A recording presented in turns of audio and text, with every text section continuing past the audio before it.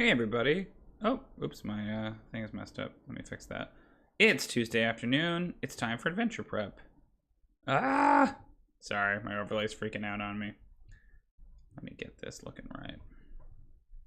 Okay, I'm gonna grab that. I'm gonna move it over. There we go.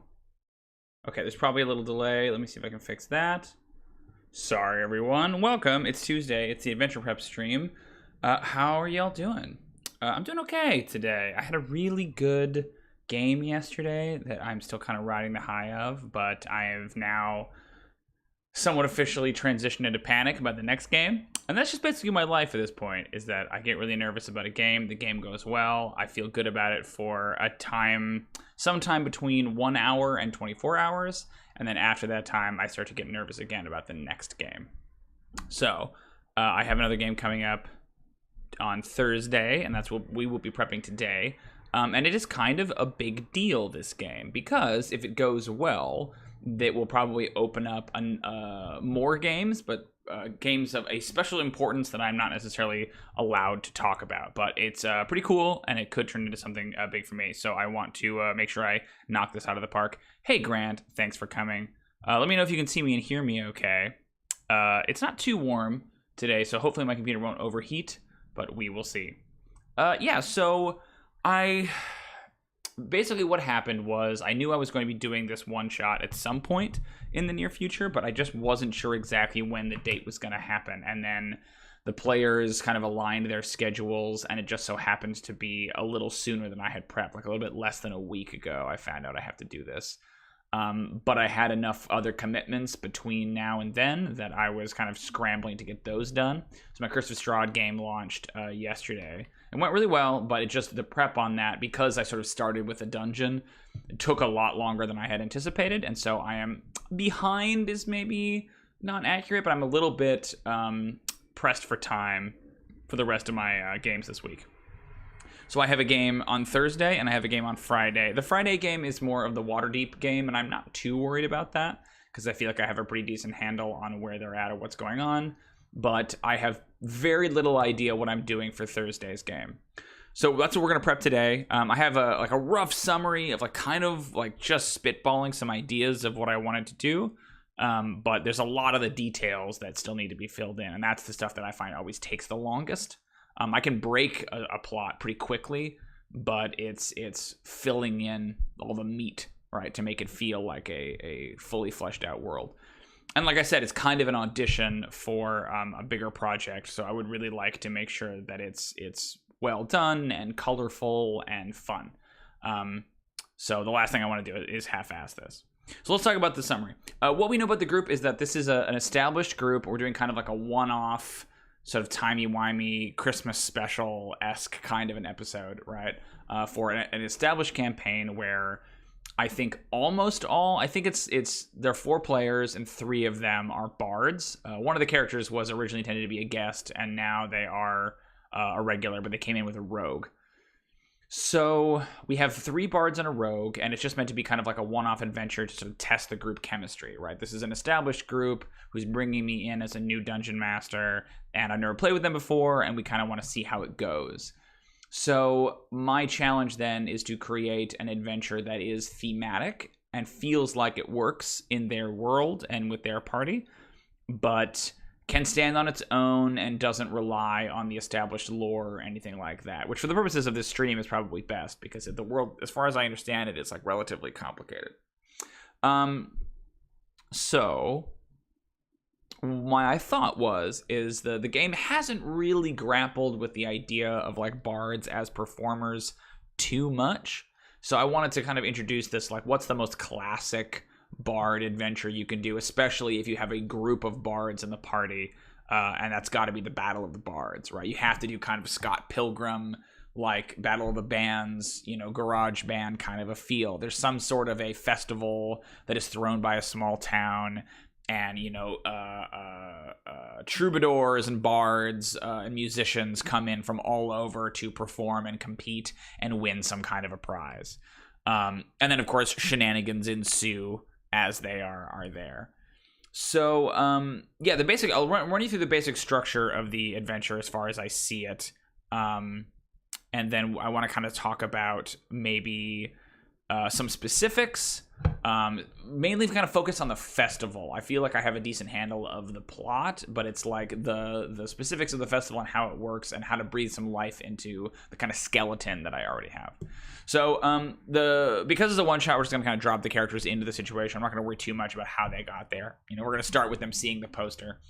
And there's this small town, and they throw this festival. And I like the idea of there being some kind of a prize that's like a magical musical instrument or something like that, right? Something that is a clear, obvious thing. It's not a cash prize. It's like there's this fancy magic item that you can win that allows you to do whatever, right? Maybe it's not an instrument because then it would kind of gate off who could use it, but maybe it's like a brooch or something like that makes you a better performer. Kind of reminds me of like, I'm not a big fan of Name of the Wind, but they do a lot with that, right? And the idea of like being able to play at a certain bar.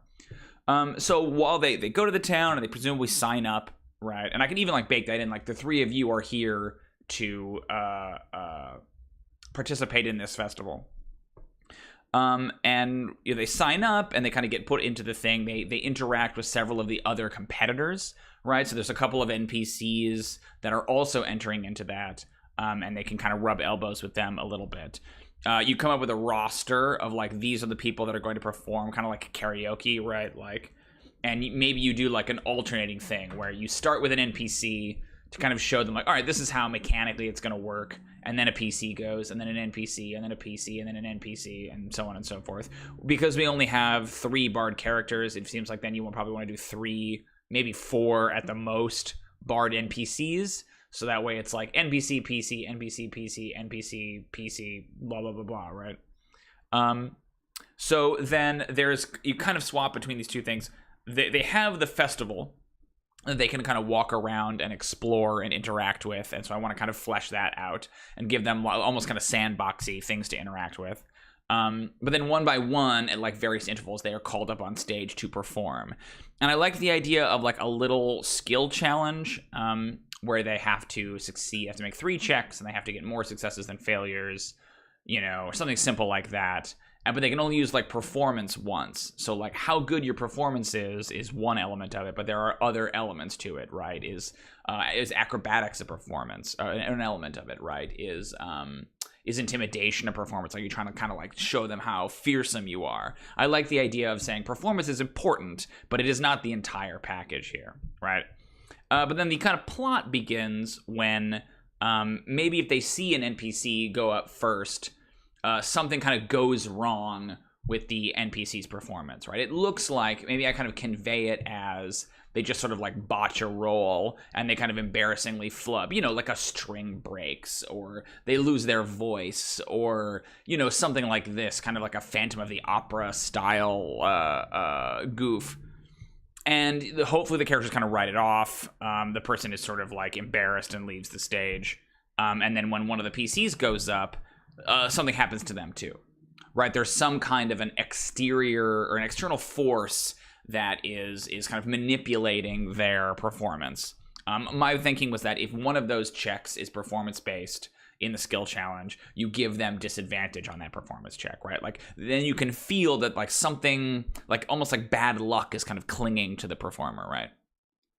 The thing continues, and then eventually the characters, as they're kind of like walking around the festival, discover the first participant basically like catatonic, like all their like life force has seemingly been like drained out of them. And it is slowly revealed that the villain is one of the other bards, who I think probably is going to be a hag in disguise, who is like draining the talent from each of the other performers, right? Like a little bit during the performance to kind of throw them off, but then kind of like finds them in a dark corner somewhere and like drinks them completely dry after the performance, like drinks all their charisma essentially, right?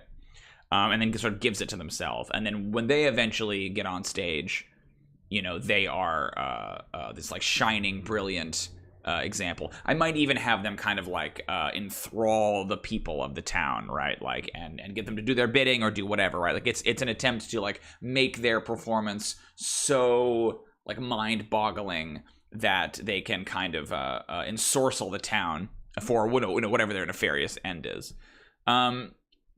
And so then, of course, it's up to the PCs to figure out like which of the other bards is doing this, who is responsible, how stopping them, confronting them, that kind of a thing. Thankfully, it is just meant to be a single 3-hour adventure. So if the mystery isn't like super deep, that's fine. Like if it's the kind of thing where they start to put it together and like, it's that one, that's the person doing it. A red herring might be good, but I don't think we have to worry about like a really complicated in and out Agatha Christie style mystery. It's all right if it's a little bit kind of two-dimensional. Yeah, and that's basically it. I'm not sure, obviously, how they would conclude things because it's an adventure. You kind of create the problem and let them wrap it up. But the things we need then to do, we need to design let's make like a list of goals. Design goals. Make sure y'all can still see that. Okay, cool. Design goals. So we need to design the town. The town and the festival.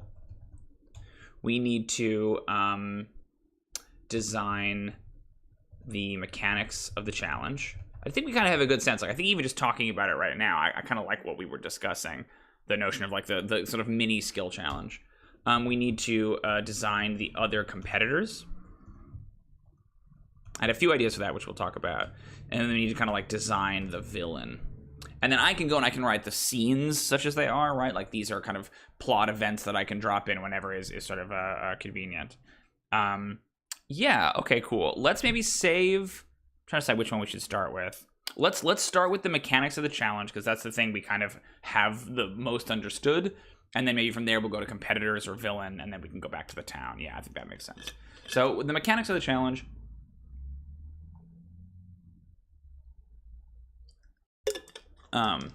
I think what I will do is I will have the competitors, and like all the characters don't have to sign up. Like even if just one character signs up, they can kind of like stumble onto this mystery. I mean, honestly, none of the characters could join the competition if they didn't want to. Like they will, obviously, but like if they didn't, they could still be present for the festival and see these things happen. So for the sign up, I think the idea is that like the characters all, rather than like initiative, I think the characters just roll 1d20, and then I order them in slots based on like highest to lowest. For Vroom, alternate between villain heroes, between NPCs and PCs, starting with NPCs, right? So it's like NPC, PC, NPC, PC, NPC, PC, and then potentially, if I need to, I can have a fourth one, but I think that one's kind of optional, right? Oh, maybe you do need a fourth because that's the villain, right? Like the villain goes after all three of the PCs have already failed. Yeah, okay. Great, and then the mechanics are like when someone is competing.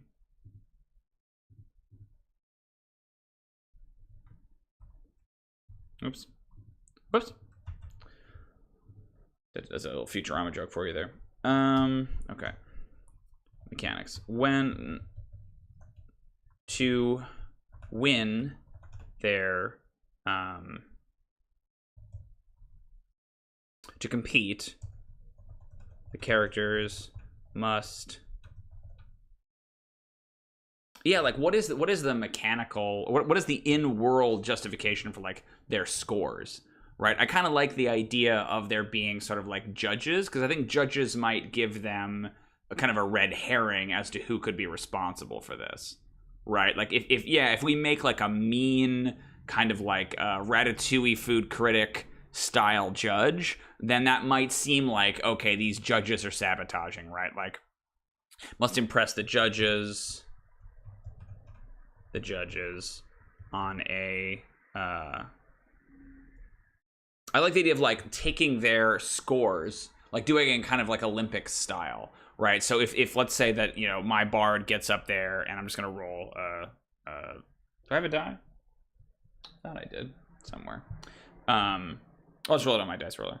My bard gets up there, has a +5 to performance, and rolls an 11, right? That like if it's out of 10, you take the score and you divide it by 2 and then round down, right? So if I get an 11, then I get a 5 from one of the judges, right? And like if there's 3 checks, the mean Russian judge, yeah, the East German judge, no, this is bad performance.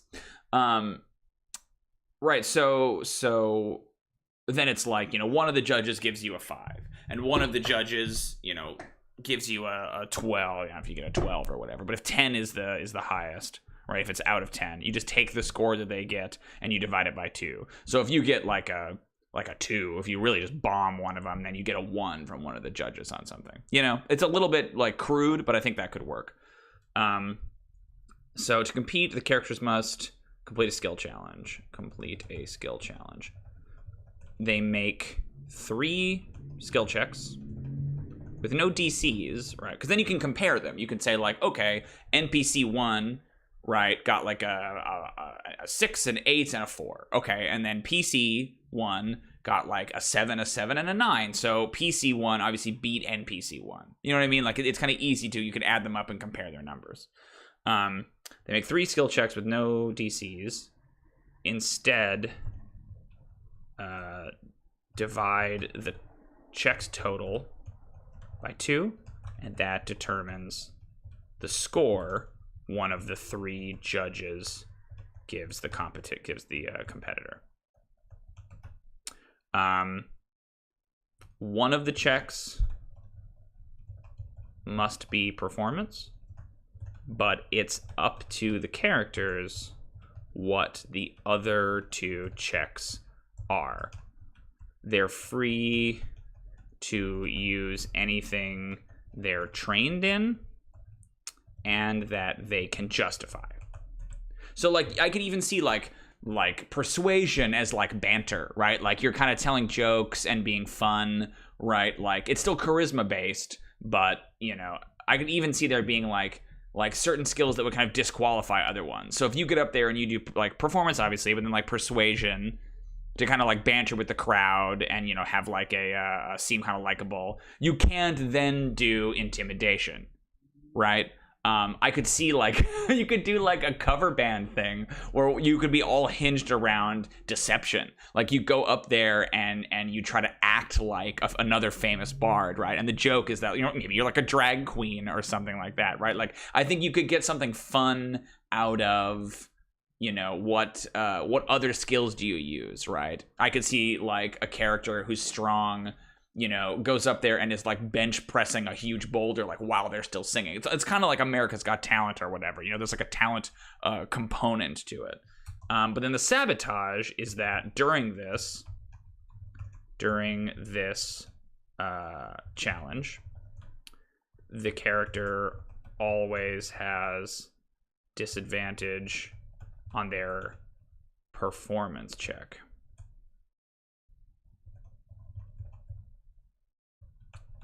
I think it's one of those like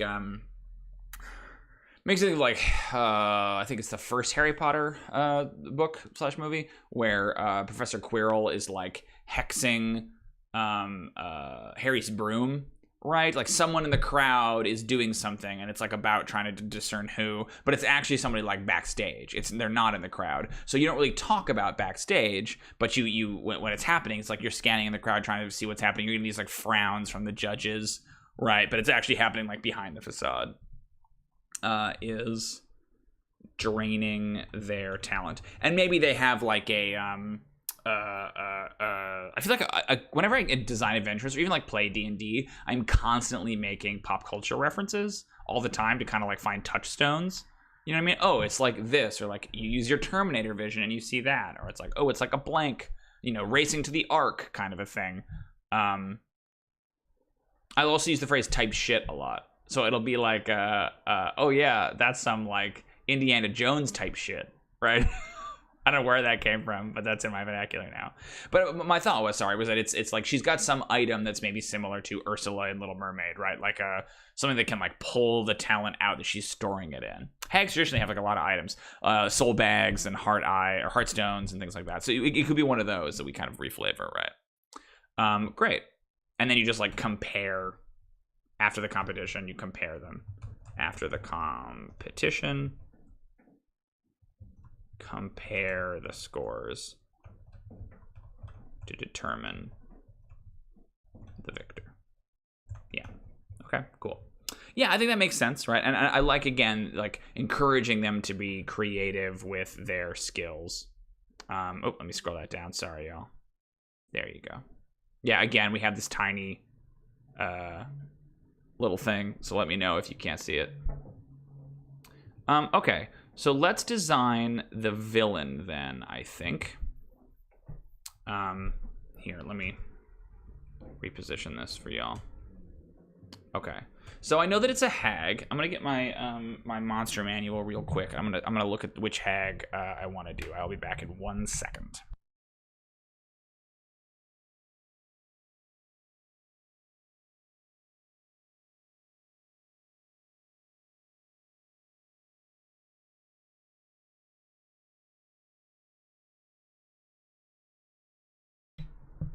So my instinct, the party is also like second level, like they are not very powerful right now. So my instinct is to say that it is a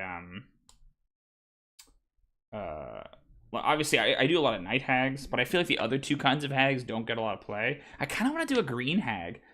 Obviously I would have to change some of their like abilities and stuff, but I feel like green hags don't like green hags like don't get a lot of play, I feel like. Maybe I'm wrong, but I mean, yeah, okay. That kind of works. The wretched and hateful green hags dwell in dying forests, lonely swamps, and misty moors, making their homes in caves. Green hags love to manipulate other creatures into doing their bidding, masking their intentions behind layers of deception. You know, there you go.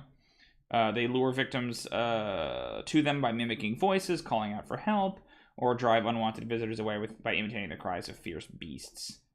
They have obsessions with tragedy, revel in the failings and tragedies of other creatures. They derive joy from bringing people low and seeing hope turn into despair, not just for individuals, but also for whole nations. Okay.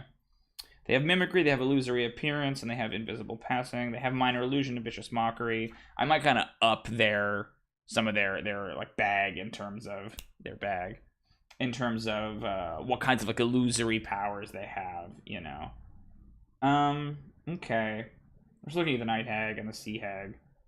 I know I like that the sea hags don't like beauty, but I don't think that's really what we're talking about here. So I think we'll focus on the green hag. I think the art for the green hag is also the coolest. It's like that, like she's got the super long hair. I don't know if you can see that. She's got the super long hair, and then she like is holding the heart and the basket of gore. You know, like it's just that's very evocative to me. Like I don't really like the sea hag one. The night hag one is fine, but I think the green hag is the coolest. I think it's something about the hair that like goes all the way down to the ground, right? Like, yeah, that's so cool. Okay, so green hag it is.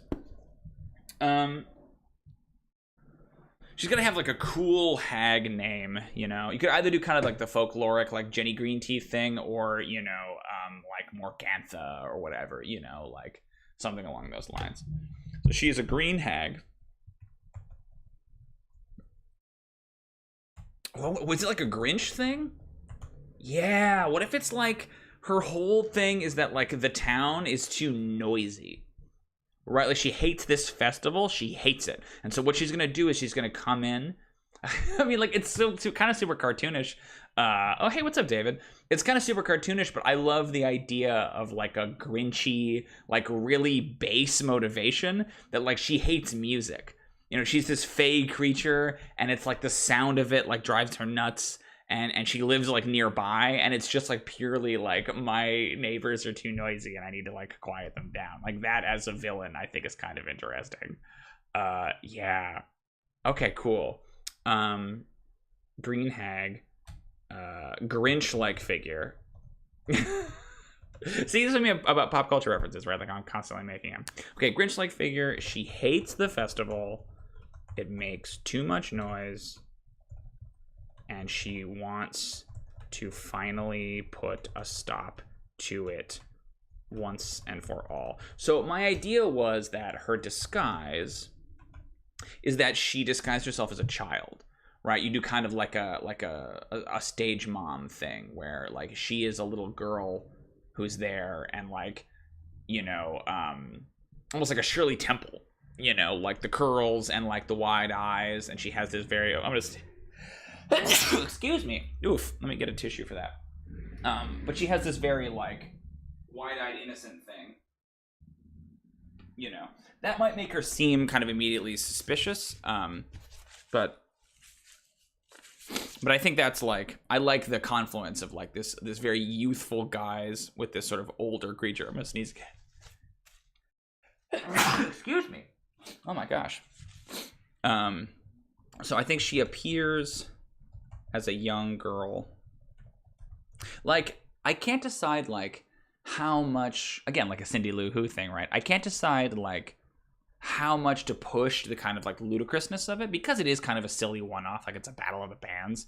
Like the idea of her being like Annie, right, from Annie, where she's like an orphan, she's like the orphanage darling, and she, you know, sings these songs about working in the orphanage and doing whatever. Like, I think there's something kind of funny about her being almost obviously the villain, but like, what are you gonna do? You're gonna attack this little girl? Who's gonna believe you? They might even like suspect her of being up to something, but they're not gonna be like, oh sure, she's a hag, right? Because I think that's like a good way to undercut the kind of like, if you're trying to build up this mystery element, a good way to undercut that is to have it be like pretty obvious from early on who the villain is, but there is some they don't understand the depth of it, and there is some kind of social or logistical barrier that prevents them from doing anything about it, right?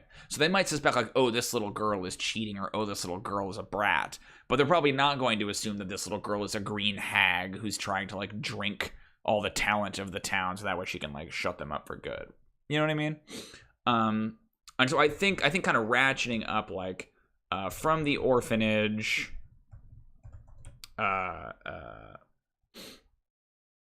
you know, a rough childhood.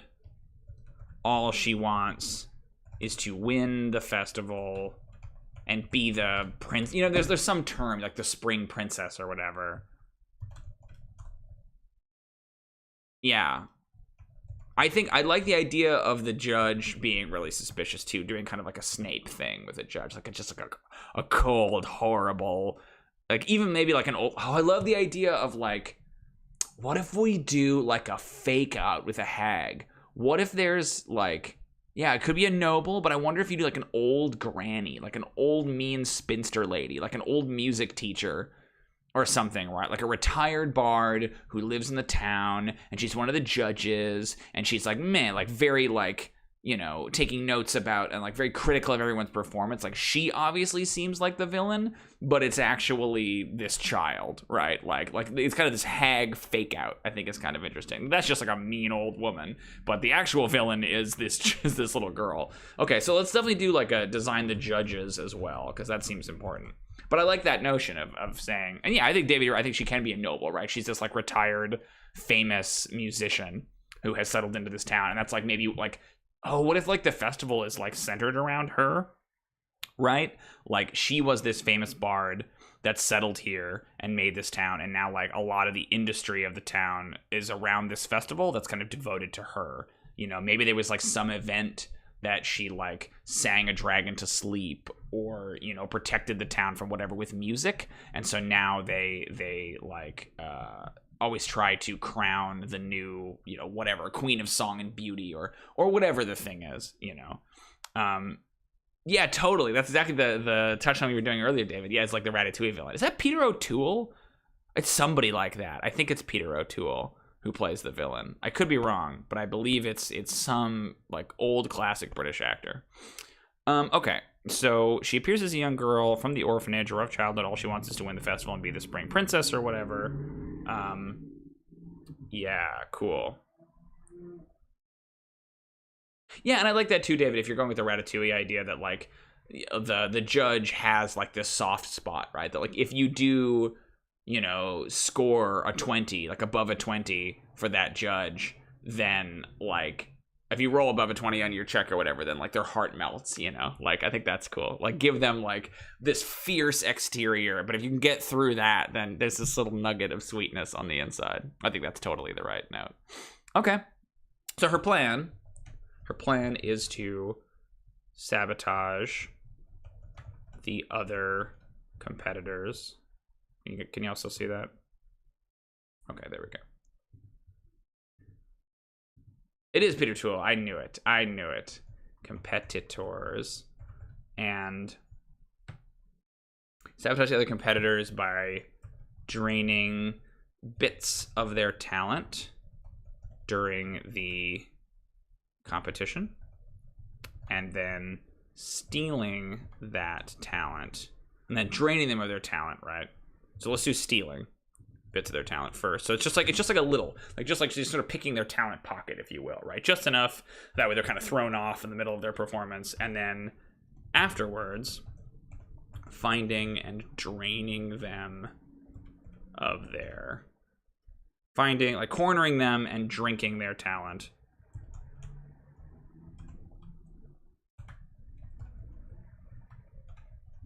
Once she's done this once or twice, she has enough to bewitch the entire crowd and prevent them from making any noise. And I like the, if she somehow succeeds,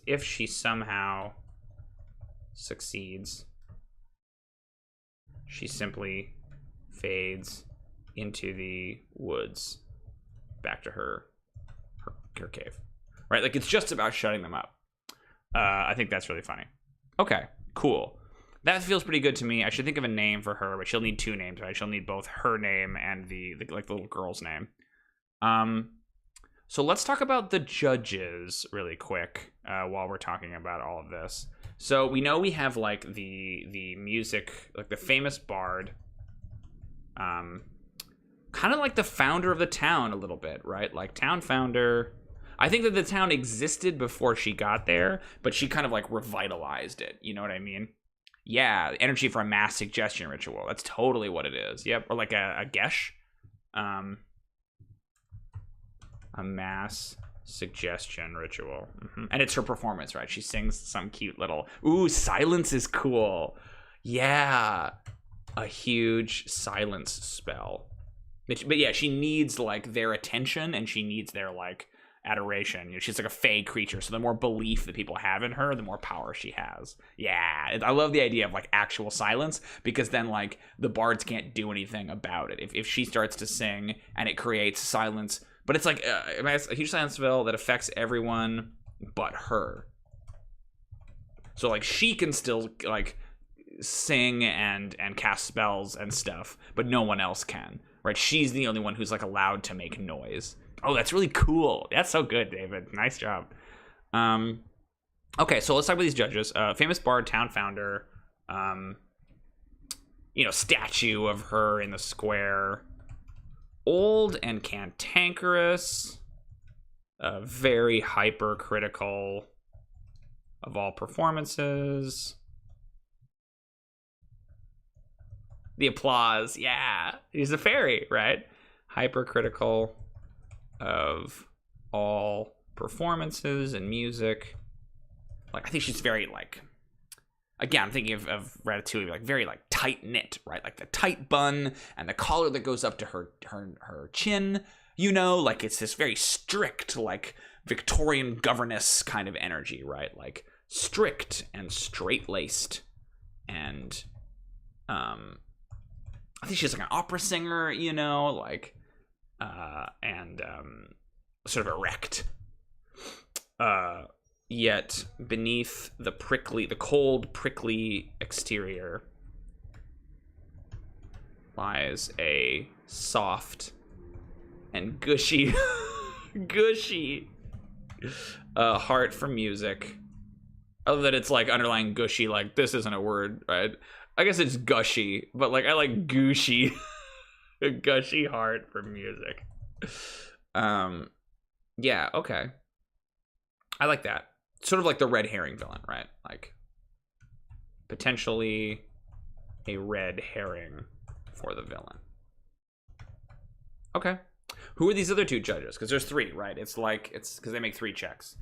I think one of them has to be someone who's kind of there ceremonially, someone who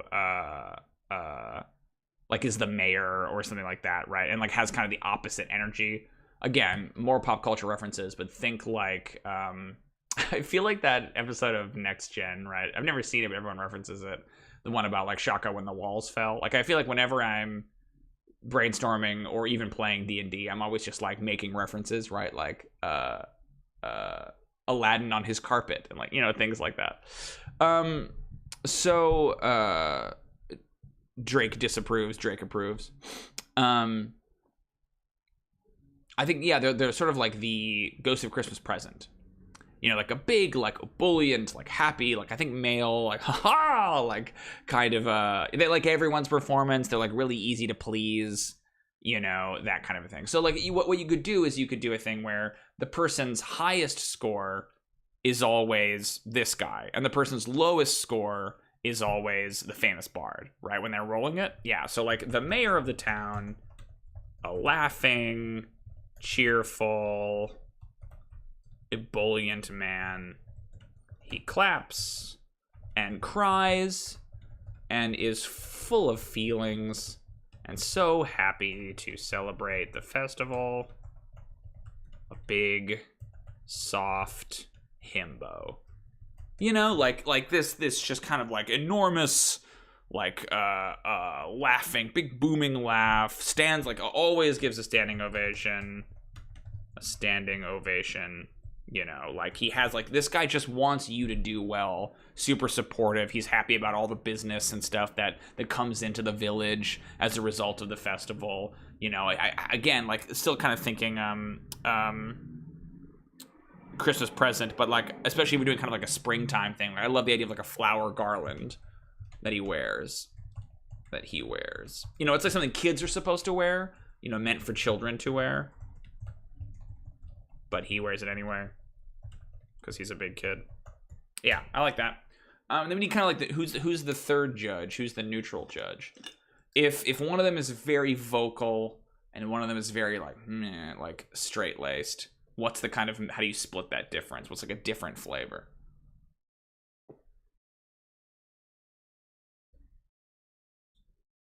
You know, very relaxed or like very quiet, very shy.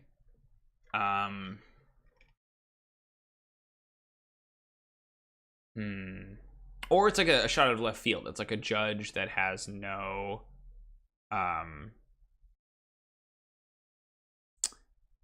you know, like if this was like a Muppet movie, it would be like a chicken. You know, like a judge that like has no business being a judge, but is inexplicably like, you know, is a music expert. Yeah, I almost want it to be like a monster or something if you do that, but let's try to think a little bit more on brand here. Like, I think like American Idol, right? Like you have Simon Cowell, who is like obviously our sort of Ratatouille former bard, right? I think Randy Newman. It's not Randy Newman. What is that guy's name? Randy Jackson. Gosh, Randy Newman is a musician, but a different guy. That's gonna be a yikes from me, dog. Right? Is kind of the mayor, like this big sort of like positive force. And then you have like Paula Abdul in like old school American Idol, who's like kind of softer and gentler and like more, you know, last year's winner is good. Because that's another potential. Oh, yeah, David. Okay. I just said David in a very, I don't know if anyone watches Schitt's Creek, but I just had a very Alexis Rose. David. That's why I said it. Last year's winner. I love that. What's this person's energy? Let's roll for it, actually.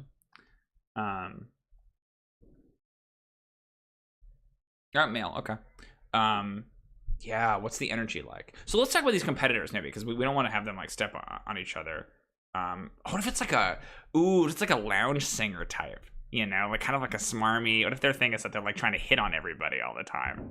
Yeah, I think that's funny. A pansexual lounge singer vibe trying to hit on everyone. Like, I like the idea that like at first you think like he's a womanizer, but then he hits on the male bards too, right? Like it's just, you know, yucky. But I think it's like, it's not sexual. I think it's very like romantic. You know, it's like clutching the rose in the teeth kind of a thing, right? Like a hopeless romantic like, ooh, all the like townspeople are swooning over them, right? That they're like this like Lando Calrissian figure that like everyone's like, ah, like they get more applause than any of the bards, you know, like this kind of like the local hotness right now, right? The sort of the it person. I love that. Yeah.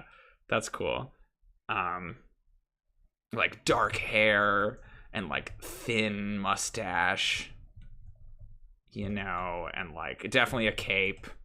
Yeah, just a very Lando kind of an aesthetic, a suave, kind of aggravating. Yeah, Tom Haverford. Yeah, that's great. Entertainment 720. Yeah. Tom has like a little bit more of like a chipperness. I think this guy's a little more like, ooh, you know. Yeah, that's a wonderful touchstone. Yeah, silk pajamas and shit. Okay. Yeah, that's very fun. Those are 3 very colorful characters. Okay. And it's like 3 different energies, you know. Okay, cool. He has to have something. He has to call everybody like baby or like, you know, darling or whatever. Well, I like darling. Darling is funny. I think he calls everyone darling, male, female, doesn't matter, right? Okay, cool. Those are our judges. Yeah, now I actually kind of feel like, again, I'm not too worried about the mystery, but I like that we do have these colorful other characters. It's not just like, oh, it's obviously that kid. So let's talk about the other competitors while we're here, and then I want to like talk about the festival. So I had some ideas for these other competitors. So we need 4. We need the first, the second, the third, and then we need the villain, right? It's 5 different outfits. Yeah, every time that there's a new competitor, he has a new outfit. And like no one knows how he's changed. He somehow is wearing something else. That's so good. It's 5 different outfits. Different outfits for each competitor. I think he's like the MC. He's the MC, right? He announces everyone. Yeah, because I think that will make him seem central. He'll feel like another potential suspect, you know, and I think that's good. I think the more kind of we can muddy the waters around who is potentially responsible for this, the better. Okay, cool. Great. So let's see now. We need 4. He has won a quick change act. Yeah, he's got awards for it. Or he's got like a magic item, right? That like lets him switch costumes. I just think it has to be like inexplicable. It's like you lost track of him for like 30 seconds and now he's in a different outfit, right? And you're like, what? How did you? Yeah, that's funny to me. And it's like, it's implied to be magic, but it's never confirmed. So we need 4 different performers. And I have like 2 ideas. One of whom is the hag, right? So we have the hag as one of the competitors. The disguised green hag is one. I definitely want to do like a either like a death metal or like, yeah, he wants to be the winner all over again, or he wants to constantly bring up like his previous victory, you know, like when I won, but he's like technically not allowed to compete this year. Yeah, exactly. I love how much attention this guy's getting now, right? Brings up, like, won't shut up about his previous victory. Yeah, this guy gets his own Disney Plus spinoff. Okay, so like one of the competitors I want to be sort of a like gothic, like, you know, like a drow or a tiefling or something like that. Ooh, I like the idea of a tiefling because I know we have another tiefling in the party. One of the bards, kind of the main character, if you will. They were the first bard to join the party. Is a tiefling. And I don't think she really like leans into her tieflingness very much. So I kind of like the idea of somebody who kind of plays more into the quote unquote, you know, fiendish aspect of the tiefling. You know, kind of like a Marilyn Manson or like a death metal goth Evanescence kind of a thing. Like an edgelord, you know, like a tiefling edgelord. And I think you can have a band. I don't think you have to just be a solo bard, you know? I like the idea they have kind of like an outfit and, you know, it's like the pentagram on the drum, you know, and that kind of a thing, right? Like heavy metal, gothic vibes, you know, thick eyeliner, satanic energy. Because, like, again, another, like, I think that they will be, like, canny enough to put together, like, it can't obviously be the Satanists that are doing this. You know, like, they look like, but it muddies the water a little bit. It's like, well, they are pretty evil. Oh, what if it's, like, a necromancer? And he's got, like, skeletons as his band. Or, let's roll it, actually. I kind of like being a female to kind of contrast the other female tiefling. Or yeah, female, okay. With skeleton backing, like band, right? So it's like heavy metal gothic vibes, kind of a Satanist energy. And, like, I like the idea that they're just, like, not popular. Like, the kids like them, maybe, or, like, the goths like them, but it's not, like, no one in the town is like, yay, necromancer, you know? I think there's one that's, like, an evil bard. I forget exactly who. I also want to do a sea shanty thing. These are getting a little colorful, a little dodgeball, but, like, it's just meant to be kind of, like, a fun adventure. I don't think it's meant to be too serious. So some kind of a shanty man, right? A shanty man. Oh, he's got to have a hurdy-gurdy. Hurdy-gurdy. Sings sea shanties. And, like, drinking songs. Everybody's singing along with him. You know, it's like a Barrett's Privateers kind of a thing. Don't get me started on sea shanties. I know they were big a while ago, but I was into sea shanties, like, before they were cool. Okay, so and then we need, like, one other one. So the Disguised Green Hag is kind of like an Annie, you know, Tomorrow, like Shirley Temple kind of a vibe. Did Shirley Temple play Annie? I feel like she had to. You know, she must have. So it's like a cutesy little song about, you know, her life as an orphan. It's very much Tomorrow. I'll have to, like, kind of come up with at least the vague ideas of what these songs are about. Oh, what if her song, while cutesy, is about how one day she'll find some quiet. You know, life in the orphanage is so noisy, and everyone's talking, and all she wants is a quiet little place. Yeah. Sinister.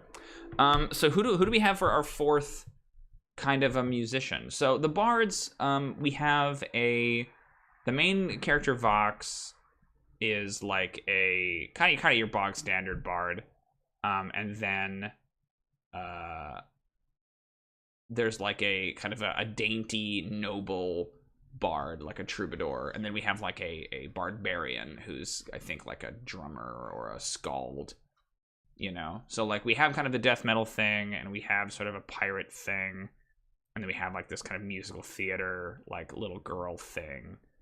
The sounds will die out. The sounds will die out. Pretty silly. But yeah, right, it's that idea. I was kind of thinking of Somewhere That's Green from Little Shop of Horrors, if there are any music theater fans out there, you know. He rakes in? Yeah. But we need a third or a fourth type. What's another kind of, like, bard? I don't want to do, like, a rapper or something, you know. I mean, you could kind of do, like, a rapper who does it entirely in, like, pentameter, right? Like, what if it's, like, a Shakespeare rapper? Is kind of cool. That, or you could do, like, a dwarven bagpiper. Yeah, I kind of like that. Like, well, it's sort of similar to the Shantyman, I guess. I think that the Shakespearean pentameter is maybe better. That it's just, like, written word, you know? Yeah, let's do that. So, like, a Shakespearean wordsmith who raps entirely in pentameter. Now, I'm obviously not going to be doing any of these things, but I like that idea of, like, this is a person who is like a poet, right? It's like verse and meter and stuff like that, you know? It's not really about a stage fighting, yeah, who raps entirely in iambic pentameter. Not really about singing, so much as it is about verses. It's about like verse and wordplay and meter. Yeah, that's kind of cool. Okay, I think those are all pretty good. I'm into that. And then the last thing we have to do, we're flying through this. So this is, again, all, like, these are it's more details, but I'll still have to kind of go in and codify this. But I have pretty much all of tomorrow to do that, and then I have still some of Thursday as well. We're playing, like, Thursday afternoon. So I should have time. And again, it's not a particularly complicated adventure, but I wanted to get like the bones down.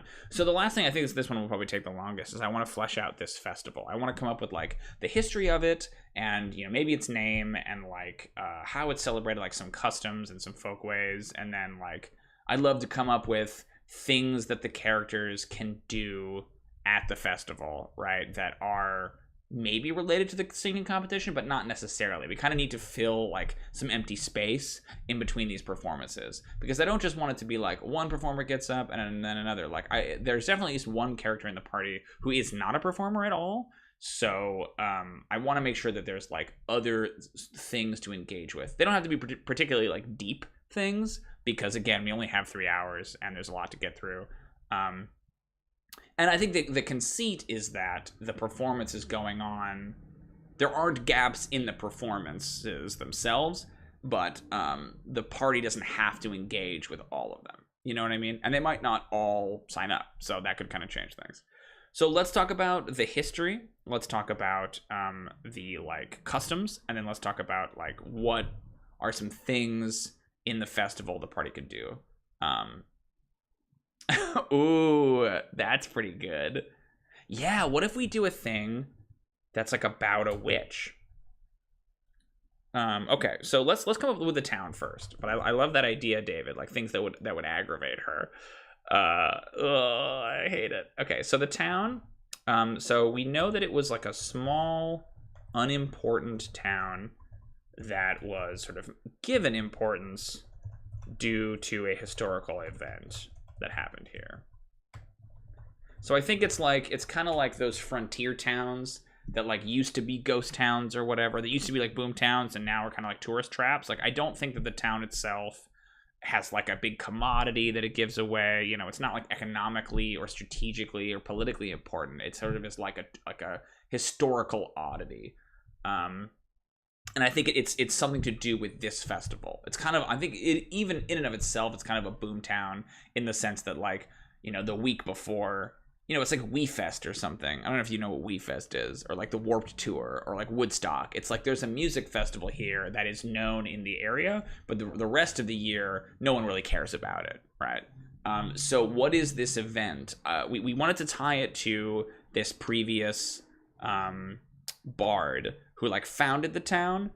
I don't think she founded it, but I think she like did the thing that made the place known, is the hag in some way related to that?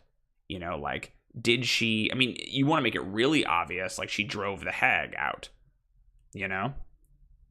like the hag used to sort of have control over this place, and then this bard comes in, and like maybe she even like, like it's a little on the nose, but this is like history that the party isn't gonna be like, they're not gonna be like explained this up front, right? They will have to kind of dig into it if they want. So 30 years ago, this town was under the sway of a green hag. Then a famous bard rolled through and challenged the hag to a contest of some sort, probably a musical one. I could see it being like kind of a folkloric, like, the person who can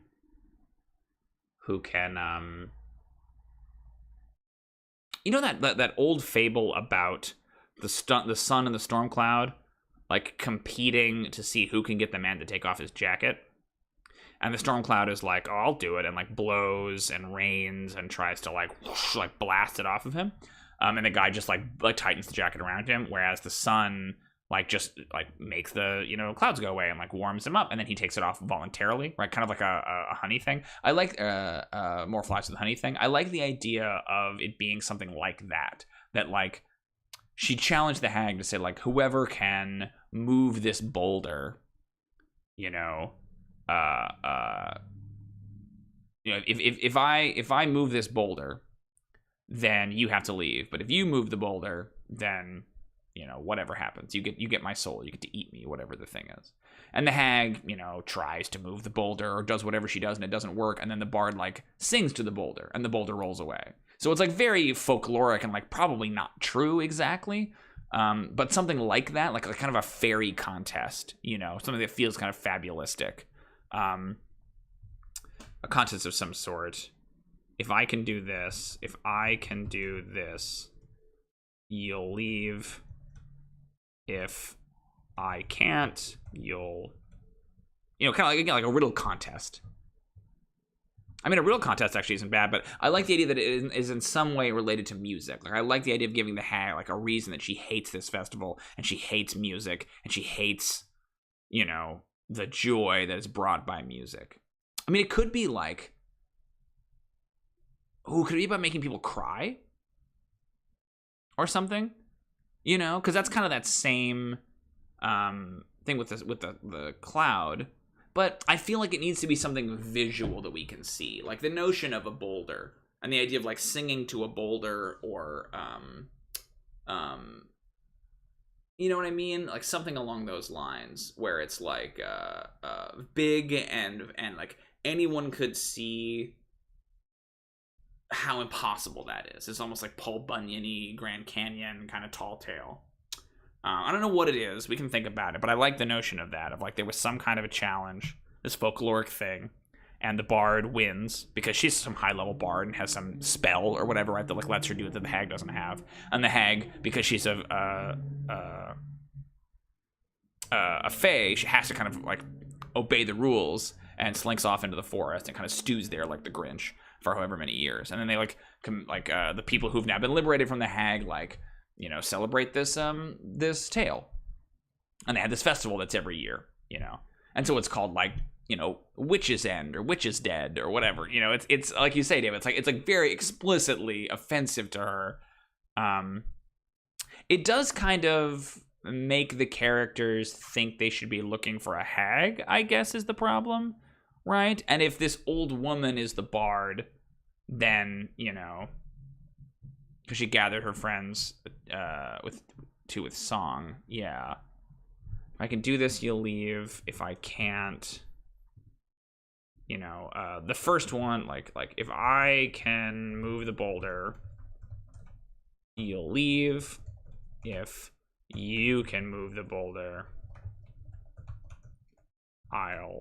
you can eat me. Eat me. The bard wins, and the hag is forced to leave. The town founds a festival to celebrate the hag's removal. I kind of like the notion of tears. I kind of like the idea of making something cry, and that like the hag tries to do something cruel, right? And that makes the whether it's the townsfolk or whether it's like, my instinct is like it's an inanimate object, it's not, it's like a boulder or like a monster or something, and the hag tries to like be cruel to it, and that fails because it hardens the resolve of the thing. But then the bard like sings a song that's so beautiful, then the person or the thing weeps. Right? Like something like that I think is kind of cool. Like, is it about weeping? Like emotions. Is it about weeping or emotions? That cruelty, won't solicit the response you think it will. Instead, tears, come easier to the joyful or whatever. And again, this is all history. Like, we're not really going to get into it, but I want to have that as the foundation. The hag stews in the forest. for years and finally decides to do something about it. I think it's something like that, you know? Okay. And so then the festival has to celebrate this. Like, the thing is the reason I like the idea of it being something physical that's in the history is because then you can kind of like commemorate that, right? Like a shamrock or whatever, you know, if there's some kind of an obvious visual representation of what the festival is or means, then it's like easier to parse, you know, it's easier to represent. So that's kind of where I'm getting stuck with this like weeping thing, is it's like I don't know how to, unless we say that like she's making a boulder weep, or she's making a tree weep, or a bear or a dragon or whatever it is, you know. Because again, yeah, that feels very like Norse mythology to me, right? Like Freya goes and gets the approval of all things in the world not to harm her son except for mistletoe. You know, like getting like a mistletoe can't give its approval of anything. Like a rover, like a transient, a rover. I don't think I know what a rover is in that context. Oh, a river. Oh, gets the river to weep? But like, how does a river weep? Because isn't it, I like that. I like how mythic that is. But I'm trying to figure out like what is the visual representation of that?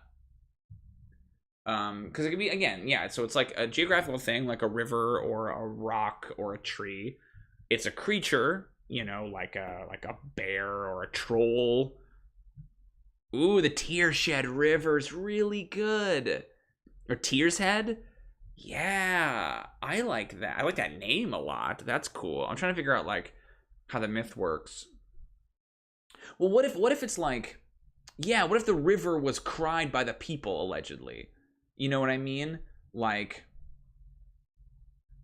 they cried so much of the beauty of her song that it made this river. So their town is at the mouth of this river, and it's called the Tearshed River. And the idea is that they were so moved. Yeah, that's it, David. I don't know what the contest was, but I think that the river came about like mythically because of this thing, you know. And that's obviously not true or whatever.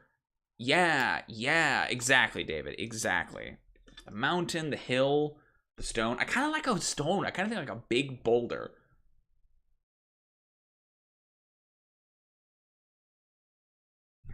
Maybe it's like a Gale of Dur or something, you know? Oh, and that's got to be like the stage. Yeah, okay. So it's a boulder. If I can make the boulder weep, you'll leave. If you can make the boulder weep, you know, you can eat me or whatever it is. The bard, the hag, tries to be cruel, or uses cruelty against the boulder. Against the boulder. It fails. The bard sings so beautifully. The boulder weeps and creates the river. I love that. Tearshed River is beautiful. Tearshed River. Great. Because it's kind of like Tears Head, you know? Awesome. Okay. So is it like the river cry or like the river weep? Or like what is the name of the festival? Because I love the idea of like the title. Like because I like the notion of like crowning someone the princess or whatever, right? Kind of a Harvest Moon thing. But I like the idea of it being like the weeping princess or something. Like it almost has kind of a sinister undertone, you know? That like it's this festival, but it's like about crying. Is kind of cool. Like tears are like a big part of it. And obviously there's drinking and celebrating, but like they kind of do it under like it's about tears of joy, you know? Yeah, that's really interesting. So we need a name for the festival. Oops. Shit. Whoops. Name. And then we need like some customs. Like what do they do? Obviously they have this music competition, right? To kind of like celebrate that. And then we need like games and activities. they can do. So I like the idea of the pin the hat on the witch. Like games. I wonder if it's like a dunk tank or something like that, right? Like someone is dressed as a witch, a dunk tank where you toss stones to knock. Oh, you got to say that like the boulder wept so much it washed the hag away. They're like, they don't think the hag exists anymore, right? They think that she like Wicked Witch of the West style got like melted. She was like swept down river and never seen again, right? She melted right there on the spot. Yeah. To knock a witch into the water. And it's like, you know, they dress up somebody in the town like, I'm the witch, you know, and like throw things and she falls in. Yeah, okay. It's horrible. I'm trying to think of like other kinds of activities that you could do. So like games, yes, but also just like, I think there's obviously gotta be like drinking and stuff, right? Drinking and feasting and dancing. Yeah, there's gonna be like a lot of dancing, I feel like. I want like a couple more like discrete activities. So I like the notion of like flower garlands and things because I think it's like a spring festival in the spring. And I think what it like, it coincides with the snow melt. Like the Tearshed River is actually like was actually caused by, you know, by climate change. But what was I gonna say?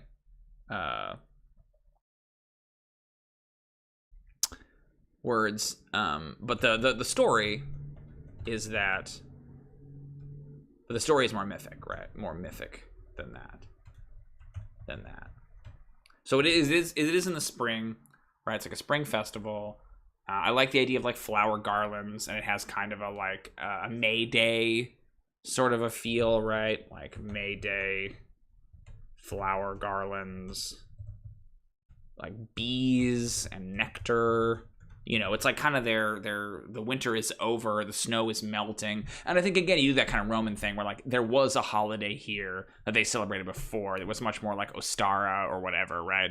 But it has kind of been eclipsed by this kind of bardic celebration that they do now, right? I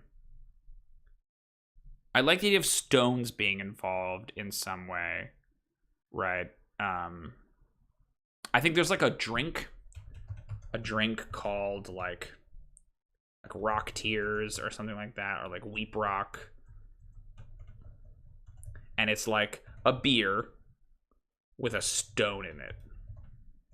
You know, they take like a river stone and they plunk it into your tankard, so you drink it and it like flavors the beer in some way, right? Like it's this idea that like and mythically, you know, you put the rock in and then it cried the mug full.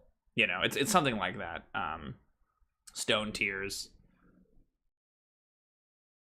Stone tear, tear stone. I don't mind tear stone. Tear stone. Trying to think of other stuff. Other customs that they do. I feel like there's like a certain number of like accepted practices during the performances, you know, stomping and clapping and like, yeah, they should have like some kind of a like kind of folky, like this is the way that you clap, like the applause isn't the same as normal applause or something like that. So I was in speech in high school, and we had this practice in speech where, you know, you do like the award ceremony or whatever at the end of the meet, and the people from the different categories would place. And you would, rather than like saying someone's name and everyone like claps every time, it would take so long. So we got to the point where we would do the single clap. So it's like you say, you know, David McDermott, and everyone goes boom, and they clap at once. You know, so like if there's something that's obviously like out of efficiency, but I like the idea of they have like some weird Lots of heartfelt affirmations. Yeah, I think that's cool. Yeah, that's a good point. An air of kindness, and support.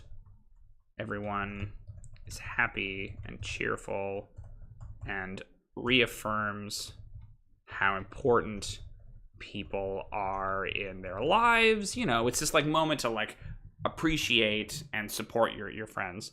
But I like the idea of the characters going to the performance and like there being a couple of these cultural things that they are sort of like unaware of. You know, they applaud in a different way. Like they all stomp. And go like, you know, it's like Beat Poets when they snap. Like something like that. Like what is like an unusual kind of clapping cultural thing that they do that the party can kind of like have them like, oh, okay, is that, I didn't expect to do that. Could be clapping, could be snapping, could be stomping. Stomping feels kind of like rowdy, like piratey. Doesn't quite feel right. Could be the two clap. Yeah, clap. But again, I think there's like a brusqueness to that, which I don't think is the energy here, right? I think it's like a I don't know. It doesn't. We don't need it. I just thought it was an interesting idea to like highlight how different it is. Let's maybe think about some games and activities. If something comes up or we have an idea, I'm into it. I'm like trying to connect this like crying, but I think that's weird, you know. We should come up with the princess thing. So I think then every year they crown the new like bard. You know what I mean? So she needs a title. I like the idea of like the Weeping Princess or the Princess of Tears or something that like has kind of a weird, you know, like to them it's perfectly normal. They know that it's not creepy or sinister. And it isn't. It isn't sinister. It just kind of feels unusual, right? I like the Weeping Princess because it feels kind of ghostly. So that's kind of what I'm going to go with for now. But you could do the Princess of Tears too. And I like it being princess, even though, and it's like gender neutral, right? That like the sort of Lando Calrissian guy last year was the Weeping Princess. Ooh, they cackle like a witch is kind of interesting. Huh, I don't hate that. It's kind of sinister. Okay. They cackle like a witch instead of applauding, or in addition to applauding. It's kind of interesting. Last year's princess was a man. You know, because again, it's like in honor of the original, right? A bard who was a woman. Okay, I like that. So dunk tank. They toss stones and knock a witch into the water. Drinking, feasting, dancing. I want a couple other like, and they don't have to be like activities, like formal activities. They could just be like plot hooks or like other little things that are going on, right? Like what are some things I can kind of throw at the characters if somebody is bored or not participating in the game or in the competition? You know what I mean? Like just a few little mini hooks. Like you can go obviously get drunk and you can go eat and you can go dance.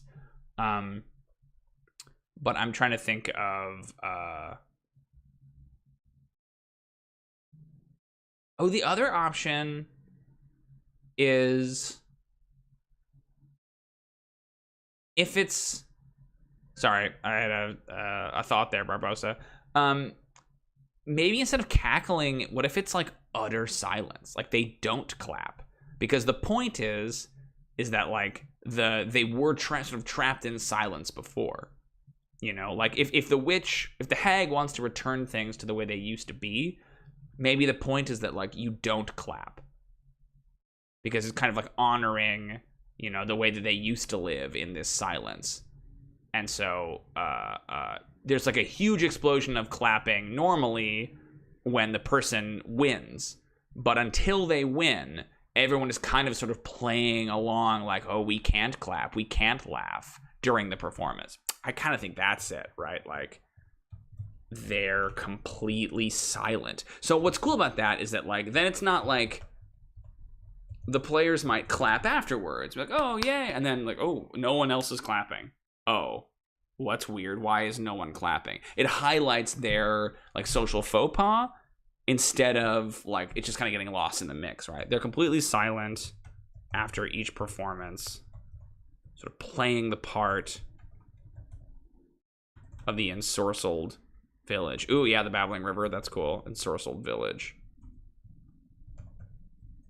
Only after a winner is chosen. And it's like they're storing it, right? Then they go like nuts and they're like screaming and dancing and they dance around and they get really drunk and like it's kind of like they're bottling it all in.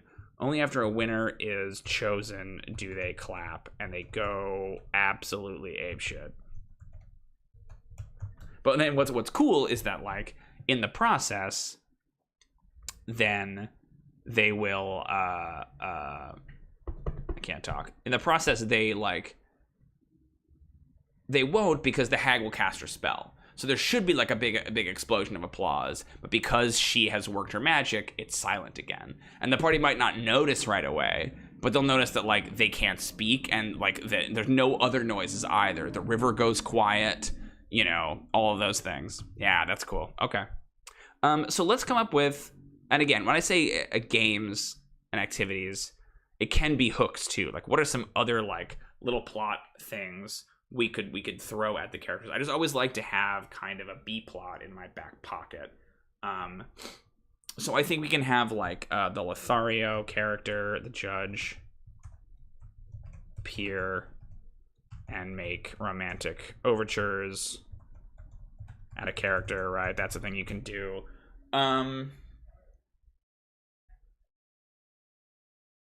Is there a clue we can throw about the girl?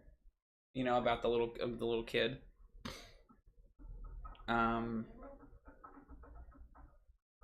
Ooh.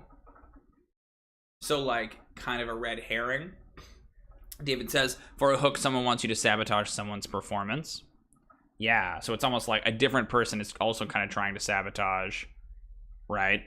How do you spell Lothario? Lothario. Oh, I didn't know that. Appears and makes.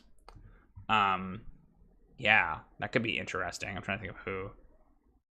Ooh, yeah. Someone approaches the rogue, because we have a rogue in the party, and asks them to replace a lute with an out of tune one. Yeah, and maybe it's like against a party member, because I know at least one of the party members plays a lute. Yeah, that's cool. And it's, you know, somebody else. It's like one of the other people that wants to do it. Maybe it's the Lothario. Who knows? Okay, let's think of like one more. And it's just like unrelated. It's just like a different like non-music festival related thing that's like happening in the town. You know, like a kid is lost or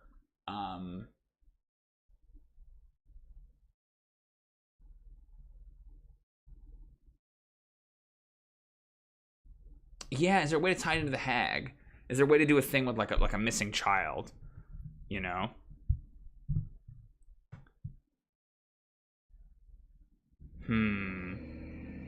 Because it's like, what form is the little girl taking? Does anyone in the town know her? Right? What happened to the real little girl?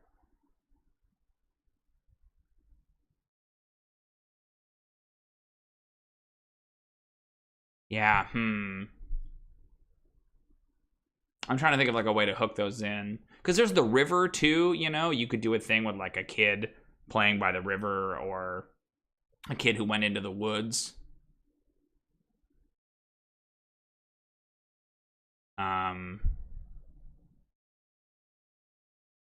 What if like, okay, what if this is kind of a bigger plot?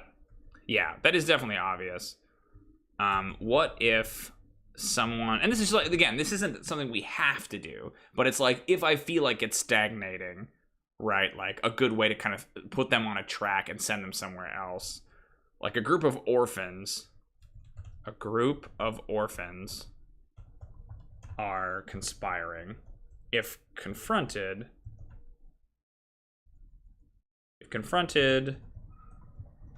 they're reticent, but can be goaded into talking about how, you know, Shirley went into the woods and came back acting strangely. Like, a deep investigation of this reveals that Shirley... Because, like, the thing with her being an orphan is that, like, somebody in the town would have to know who she is, right? Like, she couldn't just show up and say, like, oh, I'm a cute orphan that no one has ever met. Like, that would be more suspicious. So she has to be posing as somebody who actually exists, right? I mean, you could just flip it on its head and say, like, none of the orphans know who Shirley is, right? That might work, too. But I think that immediately gives it away. Is kidnapped at the hag's place. And potentially eaten.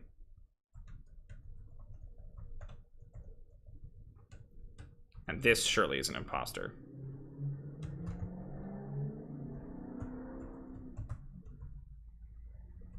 Is an imposter. Yeah, I think it's something like that. And again, I think that's like a ripcord if things are going weird or bad or slow. If I really need to, like, okay, I have a bored-ass player or no one is engaging with this, right? If you need like a proper hook, that's kind of my, like, in the back pocket. But I think between the sabotage and the Lothario and the dunk tank and the, like, the general mayhem in games, because, like, they will still stumble across the initial act who's kind of, like, drained of their talent. Like, all of those things will still happen. But whenever I do kind of a sandbox adventure like this, I'm always very careful to make sure that I have some stuff I can kind of, like, throw at the wall, you know, make sure it sticks. So that to me is an emergency scenario. Hopefully I won't need it, but I would rather have thought of it than have to make it up on the fly. Okay, I kind of think in terms of the brainstorming, that's about all I have today. I gotta figure out a stream length because I feel like I always stream for like an hour or like an hour and a half, and then I don't think that feels like long enough time to like get people to come and hang out. Like, you see people stream for like 3 to 4 hours, and like I don't have time to do that. But like, are these short streams even like, I mean, they're helpful to me to prep, but like I worry it's not like great for community building because, you know, we only get a couple of people that come hang out, and I love hanging out with you. There's nothing wrong with having a small chat, but I wonder like if I streamed longer, if I like bunched up a bunch of prep and did it all in one go, would that be more effective for the community? I don't know. I'm going to do some research into it because I think there's probably like an ideal stream length that I'm not hitting. I'm also just like shooting at the middle of the day on a weekday. So like that might change going forward. But this is the weird thing about being self-employed, you know, is that like I can do this whenever. I have no timetable. I have no timetable that I didn't make. Okay. Yeah. So I think that's good. So let's go what we talked about. So we talked about the town and the festival and the history of the festival, the Tearshed River, which I think is really cool. I need to still think of a name for the town, but because I'm kind of picky about that, I can come up with that. I need a name for the festival still. And then we have some of the like traditions and customs, the Weeping Princess, the Dunk Tank. I wonder if it's like Princess of Tears or something. We'll come up with it because like if she's the Weeping Princess, like then she's the one who weeped, right? Not the that's not actually how the myth goes. The Dunk Tank, the Drinking, the Feasting. We have a couple of adventure hooks if we need to, and then we have like mechanics for how they participate in the Battle of the Bards. We have the other competitors. We have the judges, and then we have our villain, who is this green hag. Yeah, I think that's all really good. I like that. I think for a one-shot, it's pretty deep. I think there's a lot going on there, even though it's kind of like got this silly, sort of cartoonish veneer over the top of it. Yeah, great. Well, thank you so much for coming out, everybody. I appreciate all of your suggestions and help. Thanks, David. Thanks, Grant, for being here and talking to me about this. Again, I find that if I am left to my own devices, I will spin my wheels a lot. So I think it's good to have a place where I'm kind of forced to explain my ideas out loud, so that way I can kind of coalesce them. Yeah, thanks for tuning in. I will be back on Thursday on our Twitch channel, twitch.tv/xpwebseries. I think I'm going to dive into Obra Dinn, which is the, I think it came out a year or two ago. I'm not sure exactly when, but it's made by the same people who made Papers, Please, and it's kind of like a East India Trading Company, like insurance fraud game about a tall ship there, something terrible has happened. So I'm excited to play that. I've been playing a lot of Darkest Dungeon and stuff lately, but I'm excited to like sit down and like play a narrative game on stream. So we'll be doing that, and then I will also be streaming on Saturday on Outpost 13, twitch.tv/Outpost13. David will be there with me. I guess normally he is. I should ask if you're available this week, David. But that's Tales by Fire. That's an Ironsworn solo game that we've been running. That'll be episode 7 of season 2. So we're kind of coming up on the finale with Tales by Fire. So come check that out. And then lastly, I will be back here again on Sunday for a world building stream. I think we are talking about random encounters this week. We're talking about specifically subterranean encounters in Coom, my sort of fallen dwarven kingdom setting. So that's kind of my streaming schedule for the rest of the week. Otherwise, you can find me on Twitter. I am at XBWebSeries. I tweet a lot, mostly about dwarves. Some lore, a lot of theory about running games and like wacky things that my 10-year-old players say. I'm also on Discord, which you can find a link to below. That's a little bit more casual of a community where we just kind of chat about what's going on in people's games. And then if you really, really, really like my stuff, you can check me out on ProDM.net. That's PRO-DM.net. I'm a professional dungeon master. I do this for a living. This game that we just prepped right now is a professional game that I'm running for a client. And I can run a game for you too, if you'd like, if you hire me. So go there to get all the information about hiring a professional to get more from your game. That's just my tagline. Well, thank you so much for coming, everybody. We will be back later in the week. Wish me luck on this adventure. I have a lot of work to do on it yet. Oh, you will be there. Great. Thanks, David. I was going to reach out to you about that today, actually. We're talking later this afternoon, so I'm not worried about it. Great. So I will talk to you all then. Thank you so much for coming. And until then, happy adventuring.